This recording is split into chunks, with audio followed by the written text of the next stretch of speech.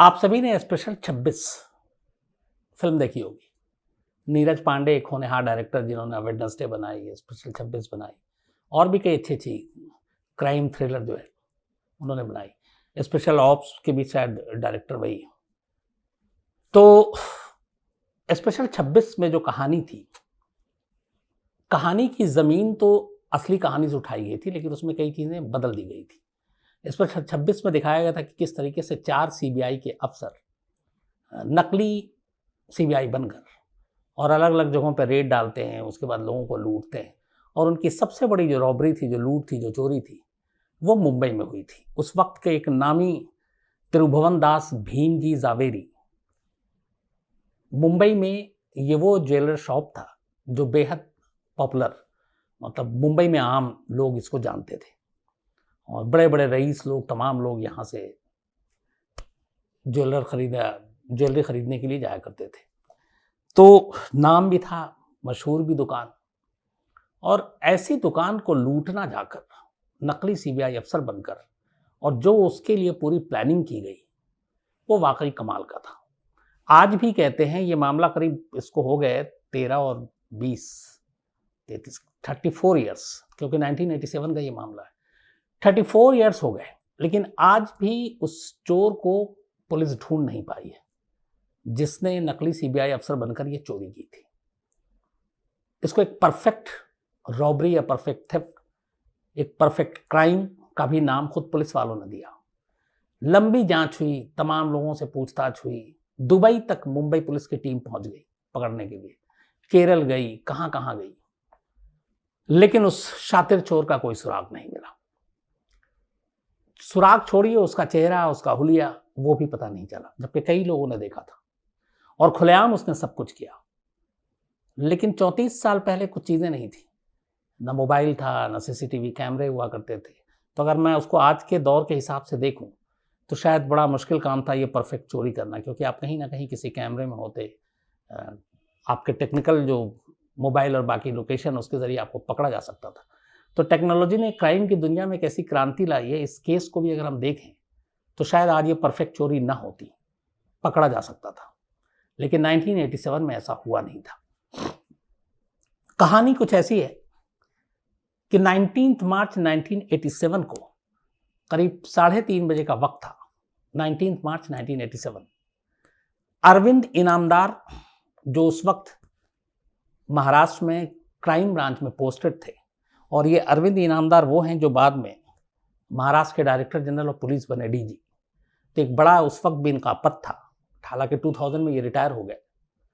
तो अरविंद इनामदार जी के पास एक कॉल आता है, और ये कॉल आया था त्रिभुवन दास भीमजी जावेरी के ओनर का, और उन्होंने फ़ोन करके कहा कि हमारे शॉप पे सीबीआई की रेड पड़ी और सीबीआई का अफसर हमारे यहाँ से बहुत सारे जेवर और कैश लेकर चला गया, लेकिन वो कोई स्लिप नहीं दे गया। अब अरविंद इनामदार ने जब ये सुना कि एक तो त्रिभुवन दास भीमजी जावेरी में सीबीआई का रेड, ये अपने आप में उनको चौंकाया। दूसरा, उन्हें लगा कि पुलिस को खबर तक नहीं लगी। आमतौर पर ऐसे रेड में सीबीआई या जो दूसरी एजेंसियां होती हैं, लोकल पुलिस की मदद लेती हैं, तो मुंबई पुलिस को कोई इन्फॉर्म नहीं किया गया, और बिना स्लिप पर्ची के वो इतने सारे जेवर और पैसे लेकर चला गया। तो उनके कान खड़े हुए। फौरन उन्होंने अपनी टीम को भेजा त्रिभुवन दास ज्वेलरी शॉप पर। जब वहाँ गई टीम तो पूछताछ किया, तो जो उनके मालिक हैं उन्होंने बताया कि थोड़ी देर पहले यहाँ से एक अफसर आया था और उसने बाकायदा गवर्नमेंट के सील वाले पेपर दिखाए, रेड के ऑर्डर दिखाए, क्योंकि वो पढ़े लिखे थे ओनर, उन्हें मालूम था ये सारी चीज़ें, रेड क्या होती है, ये सारी बातें। उसके बाद उसने वो सारे गवर्नमेंट के ऑर्डर दिखाने के बाद उसके हाव भाव, बात करने का तरीका बिल्कुल वैसे ही था जिससे किसी को शक ही नहीं हुआ, और उसने बताया कि हमें कुछ ऐसी इन्फॉर्मेशन मिली है, हमारे पास ऑर्डर है, हमें तलाशी लेनी है, शटर गिरा दीजिए, कोई जो दुकान का है वो बाहर नहीं जाएगा, बाहर से कोई अंदर नहीं आएगा। यहाँ तक कि जो उस वक्त त्रिभुवन दास के जो ओनर थे, उनके पास लाइसेंसी रिवॉल्वर था सिक्योरिटी के लिए, वो भी लेकर अपने बैग में रख लिया। इसके बाद करीब 45 मिनट तक उसने तलाशी ली और वहाँ से तमाम जेवर, जो कैश, वो उठाए, और ऐसे नहीं उठाए, हर एक को पॉली बैग में रखा, उसके साथ पेपर, एक सील पेपर था, उस पर सील लगाया, और सबको इकट्ठा करता गया। 45 मिनट के बाद वो ये सारी चीज़ें लेकर दुकान से निकलता है। इस पे मालिक उसके पूछते हैं कि ये जो आप ले जा रहे हैं इसकी स्लिप तो दे दीजिए, क्या क्या आप चीज़ें ले जा रहे हैं। तो वो घूरता है और बोलता मिल जाएगा। मतलब उसका रौब इतना था कि उसके बाद उन्हें कुछ समझ में नहीं आया, और दूसरा वो डरे हुए भी थे, तीसरा कहीं से दूर दूर तक शक की गुंजाइश नहीं थी। इसके बाद वो सारी चीज़ें लेकर निकल गया। करीब आधे घंटे जब बीत गए, तब आधे घंटे के बाद कुछ डाउट हुआ। तब त्रिभुवन दास के मालिक ने अरविंद इनामदार को फ़ोन किया, मुंबई पुलिस में पहली बार। फ़ोन करने के बाद अब पुलिस पहुंचती है, सारा वाकया समझती है। हैरत की बात यह है कि जब वो बाहर पहुंची पुलिस, तो देखी कि सीबीआई की टीम के करीब 26 लोग उस दुकान के बाहर सड़क किनारे अब भी खड़े हुए हैं। अब जो लीडर है वो वहां से निकल चुका है, और जो टीम है सीबीआई की जो छापा मारने के लिए आई है वो बाहर खड़ी हुई। फिर पूछताछ में पता चला कि ये लोग एक बस में आए थे, और बस के अंदर सारे 26 सीबीआई के अफसर बैठे हुए थे। एक जो इनका लीडर था वो दुकान के अंदर आया, जिसका नाम बाद में पता चला मोहन सिंह।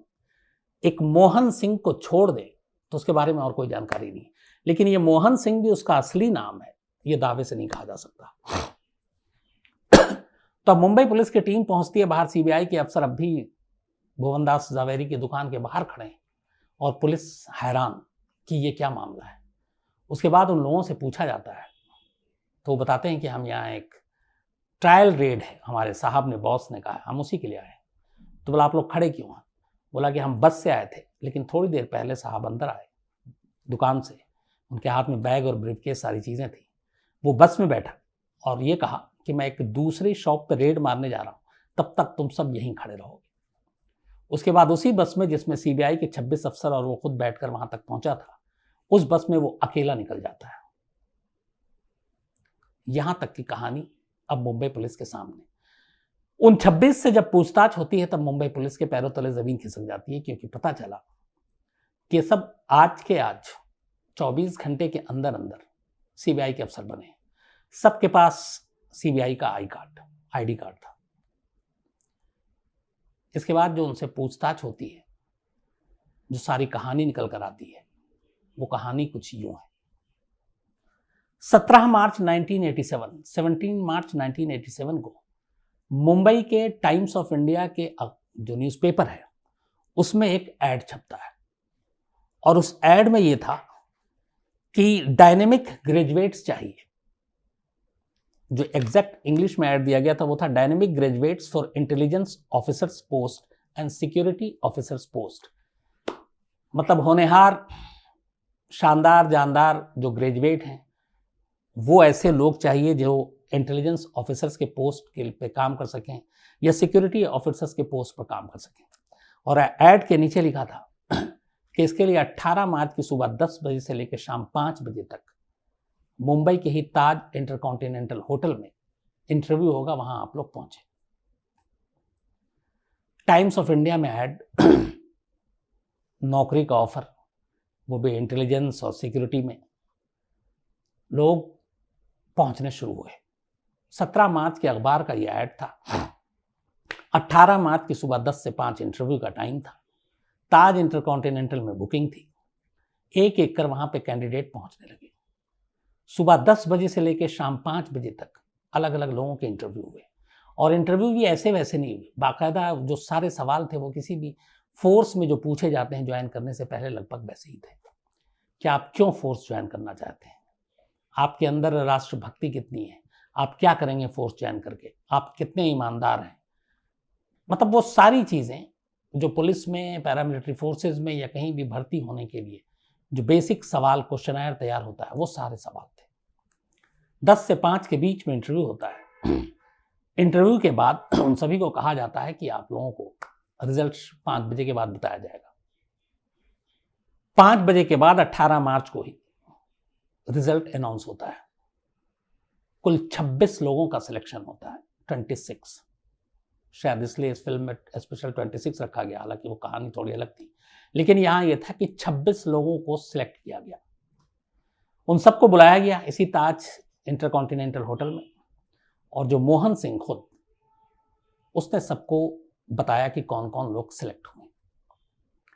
सिलेक्शन के बाद इन सभी को 19 मार्च की सुबह 11 बजे वापस ताज इंटरकॉन्टिनेंटल बुलाया गया, जो लोग सिलेक्ट हुए थे, और कहा गया कि 11 बजे आप लोगों को आना है, एक ट्रायल रेड है, ताकि आप लोगों को ट्रेनिंग दी जा सके कि रेड कैसे मारते हैं, और आपको लेके चलना है।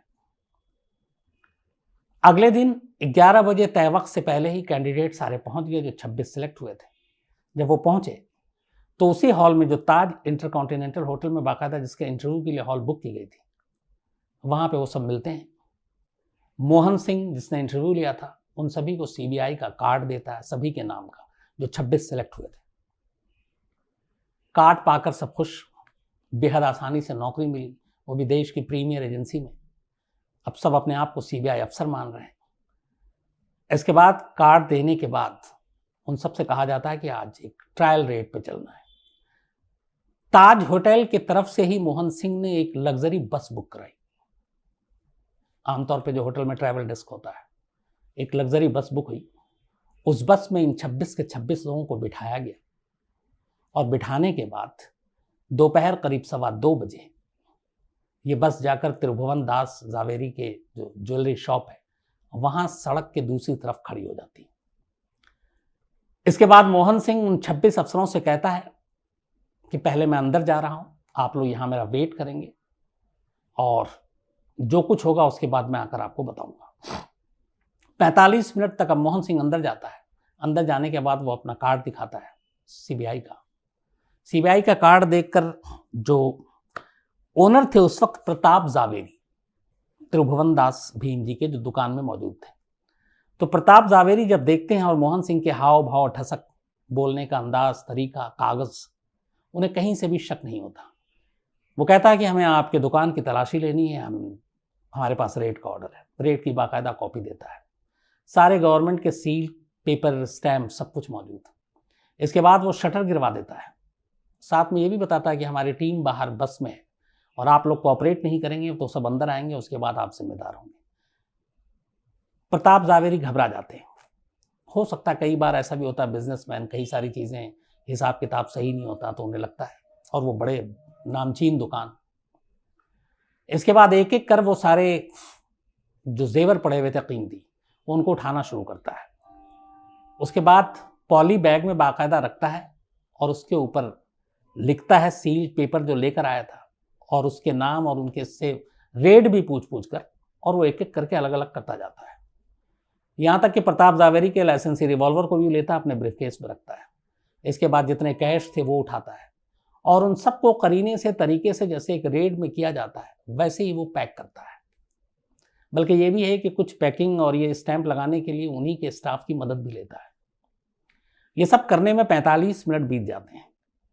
कहते हैं कि करीब एग्जैक्ट अमाउंट आज भी नहीं मालूम, लेकिन ये है कि 25 से 30 लाख रुपए कैश थे, और 2 करोड़ के आसपास ज्वेलरी थी। कई जगह पे ये कि करीब 3.5 करोड़ रुपए की पूरी लूट हुई थी, लेकिन कुछ जगह पर है कि करीब 2 करोड़ रुपए की थी। सही अमाउंट इसलिए भी नहीं मालूम कि जो ज्वेलरी के ओनर थे शायद सही बताया नहीं। तो अमाउंट 2 करोड़ से लेकिन 3.5 करोड़ के बीच में हमेशा ये बात चर्चा में रही। तो 2 या 3.5 करोड़ रुपए अलग अलग ब्रीफकेस बैग में लेने के बाद मोहन सिंह अब वहां से निकलता है, और कहता है कि आपको इन सारी चीज़ों की डिटेल मिल जाएगी। वो कहते हैं जो आपने जब्त किया कम से कम उसकी स्लिप दे दीजिए। कहता वो भी आपको मिल जाएगी। जो प्रताप जावेरी हैं, बाद में वो पुलिस को बताते हैं कि उसका अंदाज कुछ ऐसा था कि वो उससे बहस ही नहीं कर पाए, और एक पल को भी नहीं सोचा था कि वो लुट रहे हैं।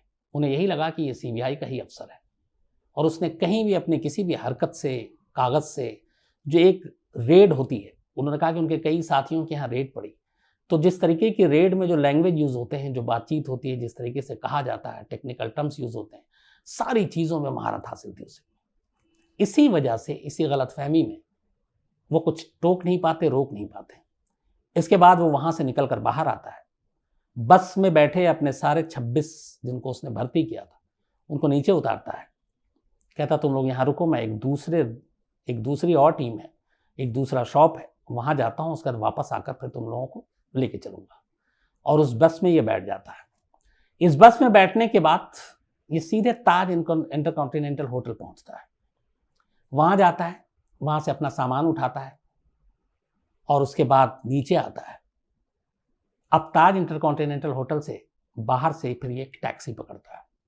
टैक्सी पकड़कर कुछ दूर जाता है, फिर उस टैक्सी को छोड़ देता है। आखिरी जो इसकी जानकारी मिली थी उस पूरी इन्वेस्टिगेशन में वो ये कि टैक्सी उतरने के बाद ये एक ऑटो पकड़ता है और ऑटो रिक्शा में बैठने के बाद कहाँ जाता है ये किसी को नहीं पता, क्योंकि उसके बाद कोई कड़ी या तार जुड़ते नहीं। इस त्रिभुवन दास भीमजी जावेरी की शॉप से बस से इंटरकॉन्टिनेंटल होटल आना, होटल में बस को छोड़ना, फिर टैक्सी पकड़ना और टैक्सी के बाद एक ऑटो में सवार होना, क्योंकि उस टैक्सी ड्राइवर ने बयान दिया था। लेकिन उस ऑटो के बाद वो कहाँ गया, जमीन खा गई, आसमान निकल गया, आज तक ये पता नहीं है। अब इतनी जांच मुंबई पुलिस ने की, जो 26 के 26 थे जिन्हें खुद पता नहीं था कि वो बेवकूफ़ बन चुके हैं। उन्होंने कहानी सुनाई कि टाइम्स ऑफ इंडिया में वो ऐड देख कर आए थे। उन्होंने पूरे इंटरव्यू की कहानी बताई, सारे सवाल जवाब बताए। टाइम्स का वो ऐड पुलिस को मिला, वो भी देखा। इसके बाद इस मामले की जो जांच थी, उस वक्त के एक तेज तर्रार अफसर थे, deputy commissioner of police SM Musharraf को ये जांच सौंपी गई। इस जांच के दौरान में उन्होंने ये पाया कि जब ताज इंटरकॉन्टिनेंटल होटल में मोहन सिंह रुका था, असल में मोहन सिंह के नाम पर ही वो रुका था, इसीलिए ये नाम मोहन सिंह है। लेकिन शक यही है कि ये नाम भी मोहन सिंह नहीं है, क्योंकि वो असली नाम नहीं बता सकता था। उसकी एक और वजह है, जब वो ताज इंटरकॉन्टिनेंटल में रुका तो उसने अपना पता बताया था त्रिवेंद्रम का, केरल, कि वो केरल से आया। अच्छा, जितने भी लोग मिले उससे जो बात करते थे, साउथ इंडियन एक्सेंट था उसकी बात करने का, तो ये था कि वो है साउथ इंडियन, बस इतनी चीज़ें थी। मोहन सिंह है कि नहीं मालूम नहीं, लेकिन उसने बताया कि वो त्रिवेंद्रम से है।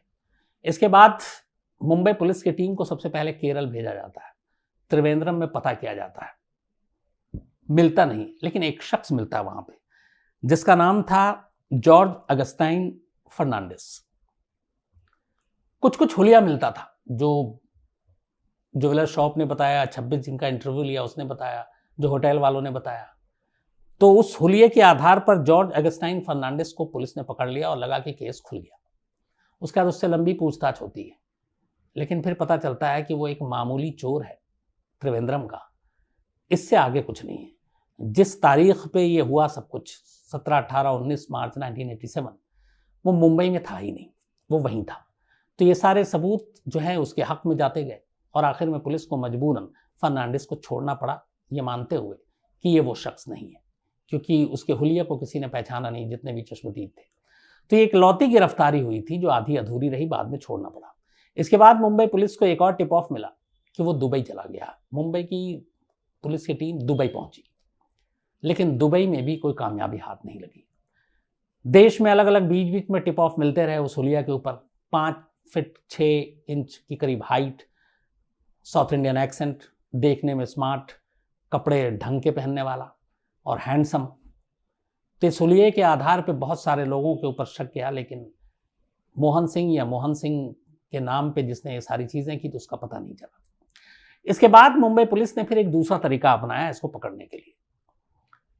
उसके पूरे काम करने के तरीके से एक चीज़ क्लियर थी कि वो सीबीआई के काम करने के तरीके से बखूबी वाकिफ था। उसे मालूम था कि सीबीआई रेड कैसे करती है, उस रेड में किस किस चीज़ की ज़रूरत होती है, पेपर कैसे होते हैं, सील क्या होता है।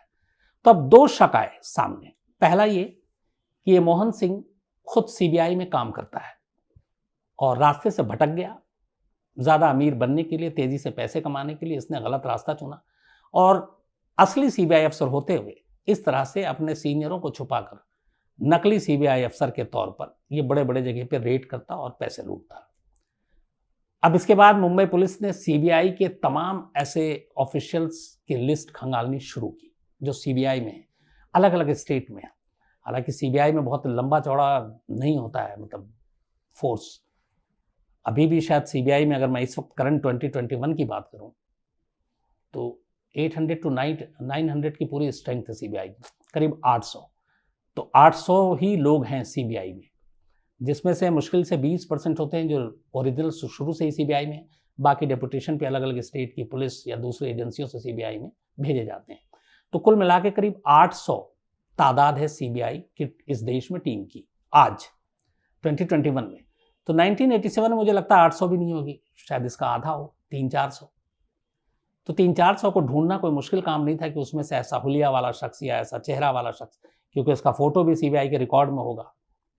तो उन सारी चीज़ों को खंगाला गया, लेकिन मोहन सिंह से मिलता जुलता चेहरा कोई सीबीआई के रिकॉर्ड में नहीं मिला। तो पहली चीज़ खारिज हो गई कि ये सीबीआई का मुलाजिम है। अब दूसरा एक आया शक कि अगर सीबीआई में काम नहीं करता तो कोई ना कोई सीबीआई का ऐसा बंदा ज़रूर है जो इसको सारी इंटरनल इन्फॉर्मेशन देता है, अंदरूनी जानकारी देता है, उसको वो सारे चीज़ें बताता है, सारे टिप्स देता है कि कैसे रेड मारते हैं, कैसे क्या करते हैं। और इस चीज़ पे ज़्यादा पुलिस वालों को यकीन था कि वो खुद सीबीआई में तो नहीं है, लेकिन सीबीआई का कोई ना कोई उसका करीबी है, या तो हो सकता है जो करीबी है उसे भी नहीं मालूम कि उसके इस इंफॉर्मेशन से वो क्या करने जा रहा है। तो दूसरे के पहलू से भी छानबीन की गई, लेकिन उसमें भी कोई कामयाबी नहीं मिली। किसी से पूछताछ में पता नहीं चला कि कभी किसी ने इतनी डीपली सवाल जवाब किए हों कि रेड कैसे मारते हैं, क्या करते हैं। और इसके बाद इस मुंबई पुलिस की इस इन्वेस्टिगेशन के बाद फिर कई स्टेट से पता चला कि ऐसे ही नकली सीबीआई अफसर बनकर उनके यहाँ भी छापे मारे गए थे और वहाँ से भी लाखों रुपए लूटे गए थे।